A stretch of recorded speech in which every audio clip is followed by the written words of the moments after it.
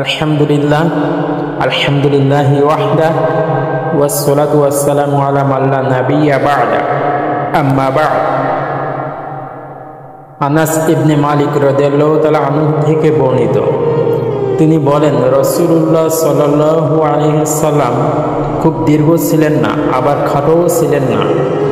তিনি ধবধবে সাদা কিংবা বাদামি বর্ণেরও ছিলেন না। তার চুল একেবারে কোঁকড়ানো ছিল না, আবার একদম সোজাও ছিল না। 40 বছর বয়সে আল্লাহ তাআলা তাকে নবুয়ত দান করেন।